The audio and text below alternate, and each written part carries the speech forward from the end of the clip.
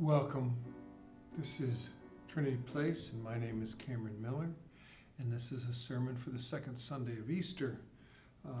And the readings for today are John's Gospel, the story about Thomas, doubting Thomas, chapter 20, verses 19 through 31, and a wonderful Mary Oliver poem entitled Mysteries, Yes. So if you read that Gospel of John, you'll see right away what he did. It was clever, I'll give him that. John says, Jesus said to him, "Have you believed because you've seen me? Blessed are those who have not seen and yet have come to believe."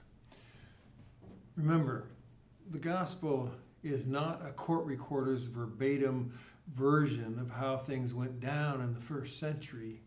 Rather, it's John's improvising on the lips of Jesus. Those of us who need proof, who need to put our fingers in the bloody holes, are not blessed, according to John.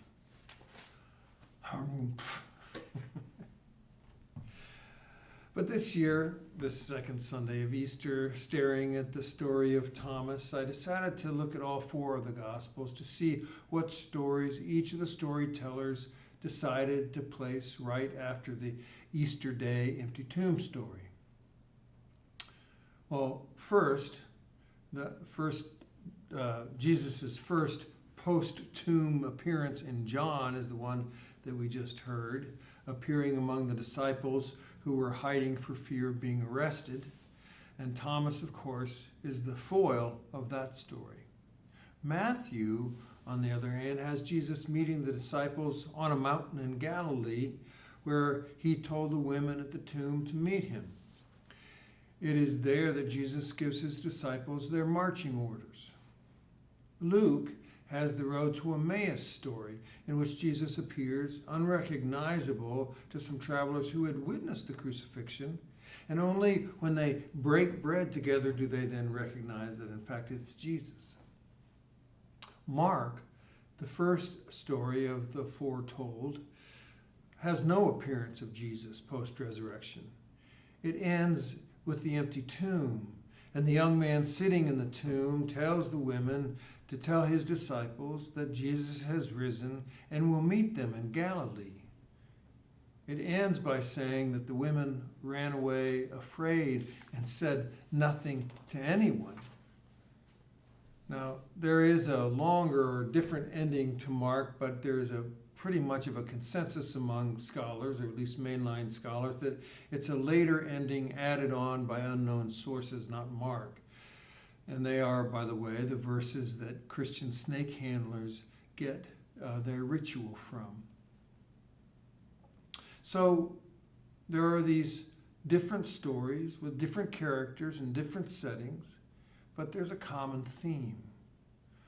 They're all looking forward, not backward. They are looking ahead to where Jesus will and does meet them, and they are concerned with connecting Jesus to the future community.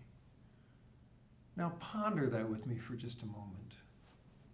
Can you imagine 2,000 years into the future and what in the world humankind will be like 2,000 years from now? I cannot. At least not with any sense that I can really imagine it with any kind of accuracy.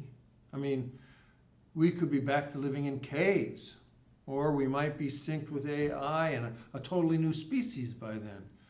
Who knows? Do you think that John or Matthew or Luke or Mark had any notion that the Jesus movement they were part of could or would become what it is today?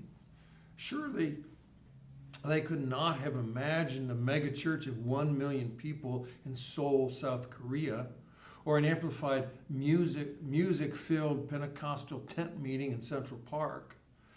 None of this, none of what we do today, even though some of it is patterned after what we think they did, none of this would be recognizable to them. Our wafers and shot glasses are a far cry from a dinner table in someone's home or an underground hideaway. Imagine Jesus saying to Thomas, "Look, Thomas, 2,000 years from now, there will be stone buildings as big as the Jerusalem temple all over the world, full of high priests and scribes with volunteers counting collection plates in the back room. Someone will play an instrument louder than any natural noise known to us, while people in strange robes will stand together and sing, while everyone else lined up in neat little rows will pretend to sing." Thomas would have found that as unbelievable as sticking his fingers in nail holes. Here's what I know. There are myriad ways to have faith.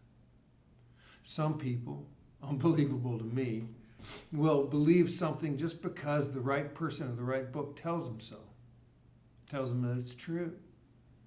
There are other people who, if they can imagine it, will believe it. Still others conjure up what they wish to be true and then embrace it as truth. Some of us are experiential learners. We're hard-headed and can only accept what we have experienced for ourselves. Still others want proof of what they are told, and it must be independently verified by a scientific method. Christian orthodoxy of various kinds, whether Orthodox with a capital O or Protestant or Roman Catholic Orthodoxy, traveled a very, very long way upon its own authority. It has been proclaimed and received as the truth based upon its own authority to claim it as true. And that worked for 2,000 years. It still works for some people. But then there's Thomas, and those of us who are like Thomas. We need to see it, touch it, feel it, hold it, smell it, talk to it, better yet, laugh and cry with it. I think that's why so many people will say that they connect best with God or the sacred through nature. Nature evokes awe, and awe opens a window in our heart for the holy to blow in. We can touch the transcendent in the majesty or exquisite beauty of nature. We can feel it, we can smell it, we can hear it. Some of us need that, while others can apprehend the sacred on the back of a compelling idea. Boom, aha, an experience. So there is nothing I can say to add to this obvious point in the story. We all come to this thing in different ways and with different means of opening up to it. It shouldn't need to be said, but obviously, given what all of us have experienced in one way or another with organized religion, at one time or another anyway, it does need to be said. And as Mary Oliver wrote, truly, we live with mysteries too marvelous to be understood. How grass can be nourishing in the mouths of lambs. How rivers and stones are forever in allegiance with gravity, while we ourselves dream of rising. Let me keep company always with those who say, "Look," and laugh in astonishment and bow their heads. On this second Sunday of Easter season, let's remind ourselves that we all come to this mystery with hearts and minds that work somewhat differently. And we need a variety of ways to be nourished. If we can remember that, the community will prosper. Peace be with you.